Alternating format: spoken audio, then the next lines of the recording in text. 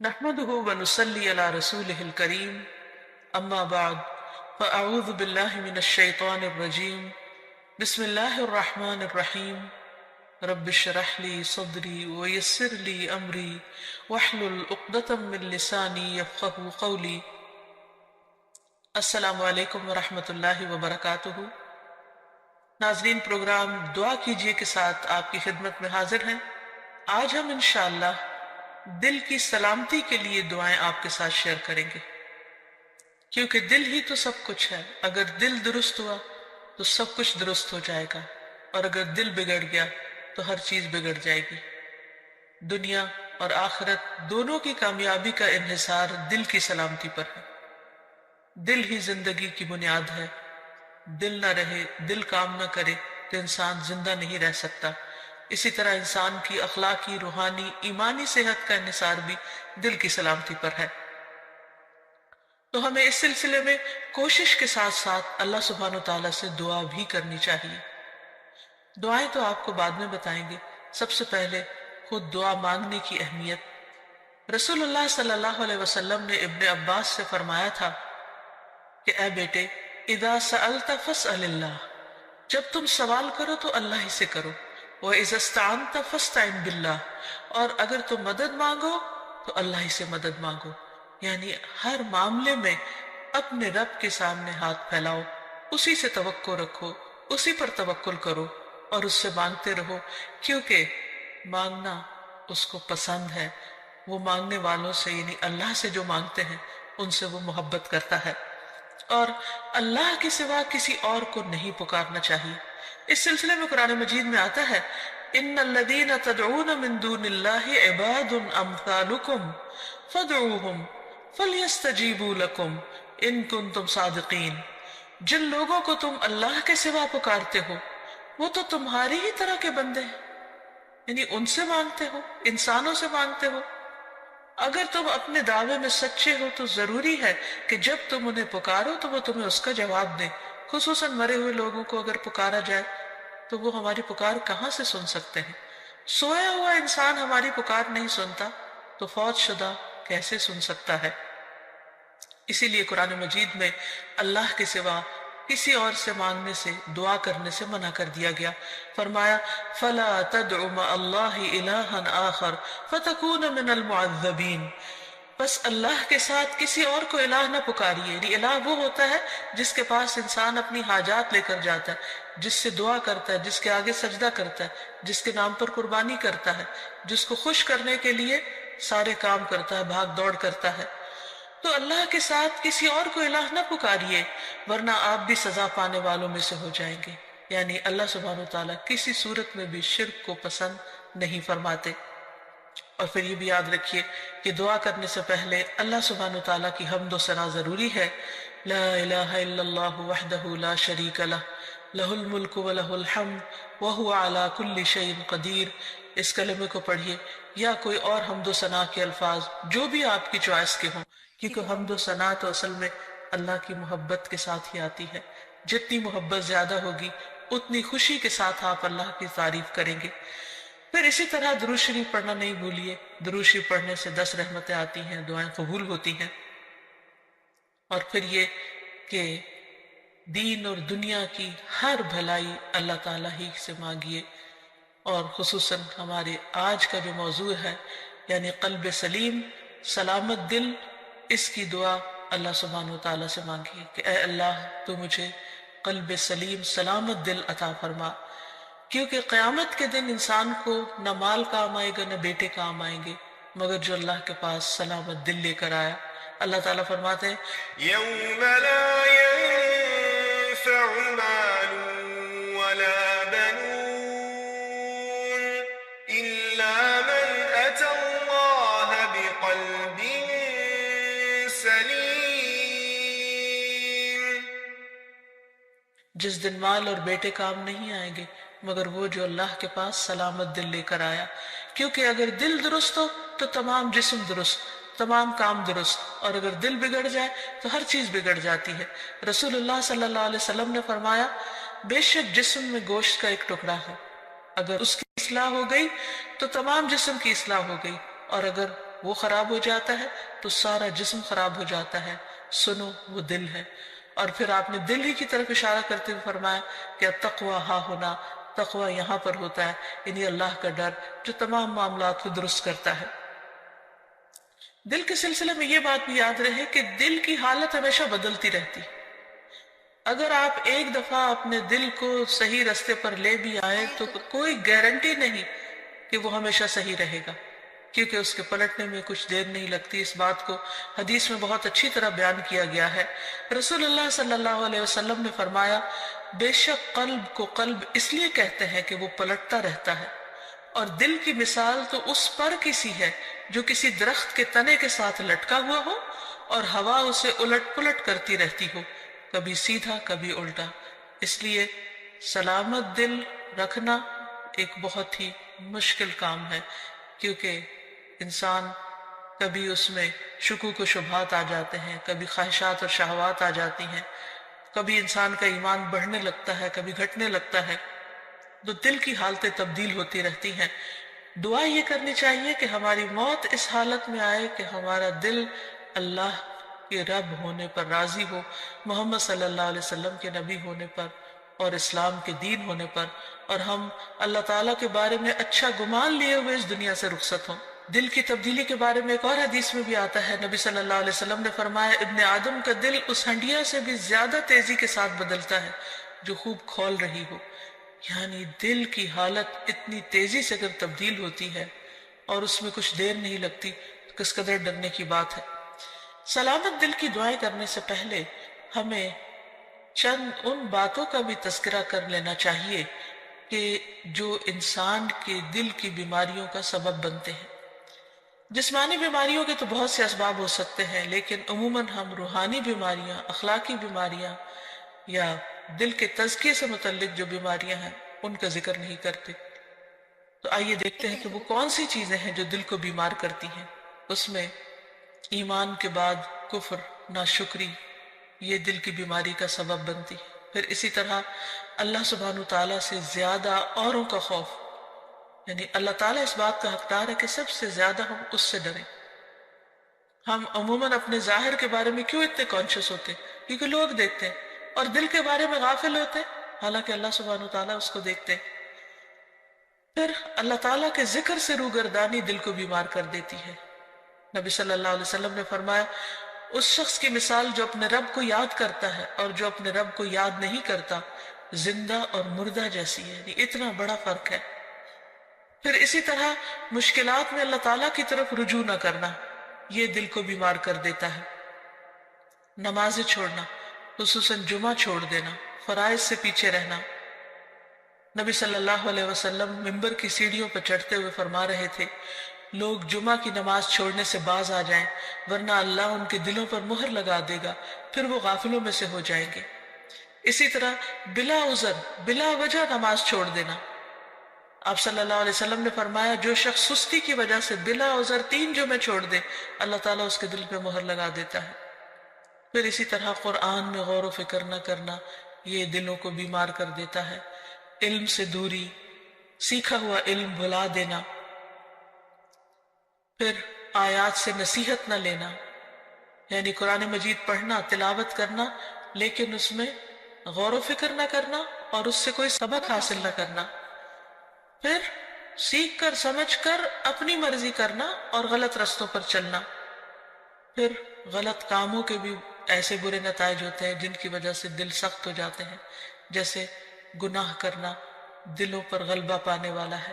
یعنی گناہ کے اثرات ہوتے ہیں، گناہ دلوں کو زنگ آلود کر دیتے ہیں، گناہ سے دلوں کی روشنی ختم ہو جاتی ہے.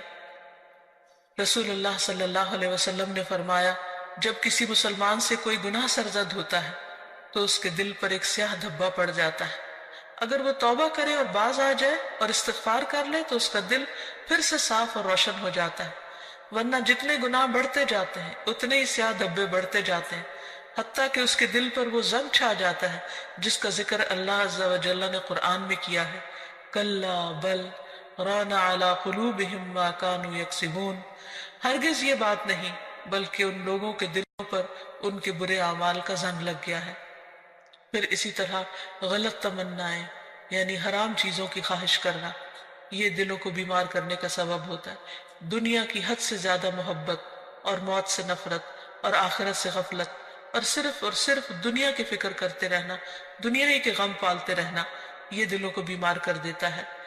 یعنی انسان جب اللہ تعالیٰ کے حقوق میں کمی کرتا ہے، بندوں کے حق میں کمی کرتا ہے، بد اخلاقی کرتا ہے، تو پھر دلوں کے اوپر میل چڑھنے لگتی ہے، دل سیاہ ہونے لگتے ہیں اور دل بیمار ہونے لگتے ہیں اور قلب سلیم سے بہت دور ہو جاتے ہیں۔ پھر اسی طرح محض اپنی خواہشات کی پیروی کرنا۔ نبی صلی اللہ علیہ وسلم نے فرمایا، مجھے تمہارے متعلق ان گمراہ کن خواہشات سے سب سے زیادہ اندیشہ ہے جن کا تعلق تمہارے پیٹ اور تمہاری شرمگاہ سے ہوتا ہے، اور اپنی مرضی پر چلنے کی گمراہی کا بھی اندیشہ ہے۔ پھر اسی طرح کثرت کلام اور کثرت طعام، بہت کھانا، بہت باتیں کرنا، یہ بھی دلوں کو سخت کر دیتی ہیں چیزیں۔ پھر ضرورت سے زیادہ سونا، یہ بھی دل کی سختی کا باعث ہوتا ہے۔ تو یہ چند ایک چیزیں ہیں جو دلوں کو بیمار کرنے کا سبب ہے۔ حقیقت یہ کہ ہر وہ چیز جو اللہ کو ناراض کرنے والی ہے، خواہ اس کا تعلق سوچ سے ہو یا گفتگو سے ہو یا عمل اور رویے سے ہو، یہ تمام تر چیزیں انسان کے دل کی خرابی کا باعث بنتی۔ پھر اللہ کا ذکر کثرت سے کرنا، فرمایا وَاذْكُرُوا اللَّهَ كَثِيرًا لَعَلَّكُمْ تُفْلِحُونَ، اور اللہ کو بہت زیادہ یاد کرو تاکہ تم فلاح پاؤ۔ پھر اسی طرح زبان کی اصلاح کرنا۔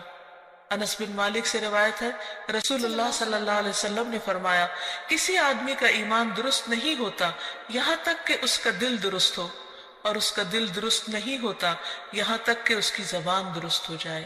یعنی دل کی اصلاح کا تعلق زبان کی اصلاح کے ساتھ ہے۔ اگر ایک شخص زبان سے اچھے الفاظ نکالے گا تو اس کا دل یقیناً اچھا ہو جائے گا۔ پھر اسی طرح شک والی چیزوں کو چھوڑنا، کیونکہ شک انسان کو بے چین کر دیتا ہے، دلوں کے اندر اضطراب پیدا کر دیتا ہے۔ پھر اسی طرح نیکی اور برائی کی پہچان حاصل کرنا، کیونکہ اگر انسان کا دل نیکی کے کاموں کو نیک سمجھے اور اس پر گواہی دے اور برائی کو برائی سمجھے تو اس سے انسان کا دل سیدھے رستے پہ چل پڑتا ہے۔ پھر کثرت سے موت کو یاد کرنا، کیونکہ موت کی یاد دلوں کی تزکیہ اور پیوریفیکیشن کا ذریعہ بنتی ہے۔ پھر اخلاقی برائیوں سے پرہیز کرنا، پھر یتیم اور مسکین کا خیال رکھنا۔ ایک شخص نے نبی صلی اللہ علیہ وسلم سے دل کی سختی کی شکایت کی تو آپ صلی اللہ علیہ وسلم نے فرمایا کہ یتیم کے سر پر ہاتھ پھیرو، کیونکہ یہ دل کو نرم کرتا ہے۔ پھر اسی طرح بعض علماء نے کہا کہ دل کی اصلاح 5 چیزوں کے ساتھ ہوتی ہے۔ نمبر 1، غور و فکر کرتے ہوئے قرآن مجید کی تلاوت کرنا۔ نمبر 2، پیٹ کو خالی رکھنا، یعنی روزہ وغیرہ رکھنا۔ نمبر 3، رات کا قیام، سحری کے وقت اللہ کے آگے گڑ گڑانا، کیونکہ رات کے اس حصے میں دعائیں بہت قبول ہوتی ہیں۔ نمبر 4، نیک لوگوں کی مجلسوں کو اختیار کرنا، اچھی صحبت۔ اور نمبر 5، حلال کھانا۔ پھر اسی طرح گناہ کے بعد فوراً توبہ کر لینا، کیونکہ جب انسان گناہ کرتا ہے تو دل پر سیاہ دھبا پڑ جاتا ہے، اور اگر انسان توبہ کر لیتا ہے تو وہ دل پھر سے صاف اور روشن ہو جاتا ہے۔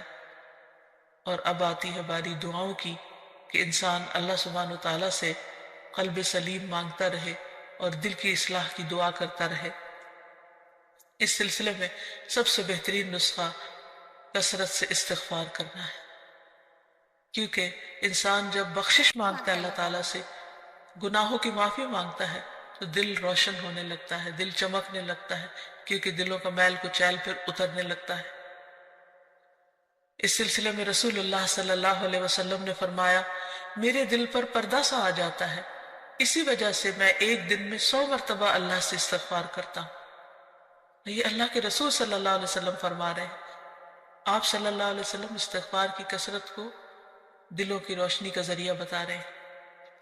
ابن عمر کہتے ہیں کہ ہم آپ کی مجلس میں رب اغفر لی وتب علی انک انت التواب الرحیم 100 مرتبہ شمار کرتے تھے، جس کا معنی ہے اے میرے رب مجھے بخش دے اور مجھ پر مہربان ہو جا، بے شک تو بہت زیادہ توبہ قبول کرنے والا مہربان ہے۔ پھر اسی طرح قرآنی دعا ہے کہ اللہ تعالیٰ ہمارے دلوں کو ٹیڑھا ہونے سے بچائے۔ ربنا لا تزغ قلوبنا بعد اذ ہدیتنا وہب لنا من لدنک رحمہ انک انت الوہاب۔ اے ہمارے رب، ہدایت دینے کے بعد ہمارے دلوں کو ٹیڑھا نہ کرنا، اور اپنے پاس سے ہمیں رحمت عطا فرما۔ بلا شبہ تو ہی سب کچھ عطا کرنے والا ہے، یعنی سارے خزانے تیرے پاس ہیں۔ تو ہمارے دلوں کو سیدھا رکھ، کیونکہ اگر دل سیدھا ہوگا تو باقی تمام چیزیں بھی درست ہو جائیں گی۔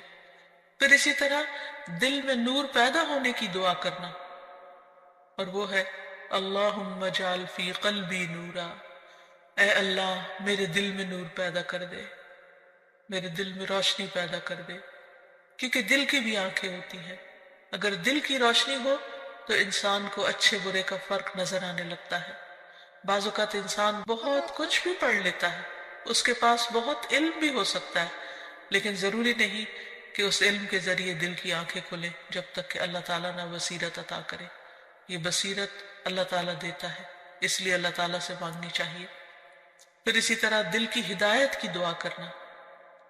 آپ صلی اللہ علیہ وسلم نے دعا سکھائی، اللہم اہد قلبی وسدد لسانی واسلل سخیمۃ قلبی، اے اللہ میرے دل کو رہنمائی عطا فرما، میری زبان کو درستگی عطا فرما، اور میرے دل کے کینے کو دور کر دے، کیونکہ شرک، نفاق، حسد، بغض، کینہ، کدورت دلوں سے نکلیں گے تو ہی دل روشن ہوں گے۔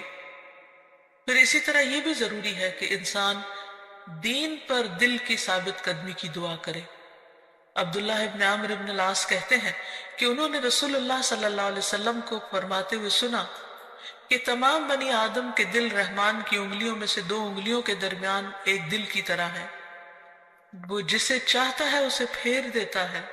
پھر رسول اللہ صلی اللہ علیہ وسلم نے فرمایا، اللہم مصرف القلوب صرف قلوبنا علی طاعتک، اے اللہ دلوں کے پھیرنے والے ہمارے دلوں کو اپنی اطاعت پر پھیر دے، یعنی تو ہی ان کے اندر اپنی اطاعت اور فرما برداری کا شوق پیدا کر دے، کیونکہ اگر دل کسی کام کے کرنے پہ راضی ہو جائے تو وہ کام کرنا بہت آسان ہو جاتا ہے۔ اطاعت کے بڑے سے بڑے کام، مشکل سے مشکل، کٹھن اور بھاری کام بھی بہت معمولی معلوم ہوتے ہیں۔ پھر اسی طرح یا مقلب القلوب ثبت قلبی علی دینک، اے دلوں کو الٹ پلٹ کرنے والے میرے دل کو اپنے دین پر جما دے، کیونکہ اگر دین پر ایک دفعہ دل ٹھک گیا، اطمینان ہو گیا، تو پھر عمل کرنا کچھ بھی مشکل نہ رہے گا۔ پھر اس کے ساتھ ساتھ ایسے دل سے بھی پناہ مانگی گئی کہ جو اللہ سے نہ ڈرتا ہو، جس کے اندر خشیت نہ ہو۔ دعا ہے اللہم انی اعوذ بک من علم لا ينفع ومن قلب لا يخشع ومن نفس لا تشبع ومن دعوت لا يستجاب لها، اے اللہ میں تجھ سے ایسے علم سے پناہ مانگتا ہوں جو نفع دینے والا نہ ہو، اور ایسے دل سے جو ڈرنے والا نہ ہو، اور ایسے نفس سے جو سیر ہونے والا نہ ہو، اور ایسی دعا سے جو قبول ہونے والی نہ ہو۔ پھر اسی طرح دل کے شر سے پناہ مانگنے والی دعا، اللہم انی اعوذ بک من شر سمعی ومن شر بصری ومن شر لسانی ومن شر قلبی ومن شر منی، اے اللہ میں تیری پناہ چاہتا ہوں اپنے کان کی برائی سے، اور اپنی آنکھ کی برائی سے، اور اپنی زبان کی برائی سے، اور اپنے دل کی برائی سے، اور اپنی خواہش کی برائی سے۔ پھر دل کو صاف کرنے کی دعا، اللہم اغسل قلبی بماء الثلج والبرد ونق قلبی من الخطایا کما نقیت الثوب الابید من الدنس وباعد بینی وبین خطایایا کما باعدت بین المشرق والمغرب، اے اللہ میرے دل کو برف اور اولے کے پانی سے دھو دے، اور میرے دل کو خطاؤں سے صاف کر دے جیسے سفید کپڑے کو میل سے صاف کیا جاتا ہے، اور میرے اور میری خطاؤں کے درمیان اتنی دوری کر دے جتنی دوری تو نے مشرق اور مغرب میں رکھی ہے۔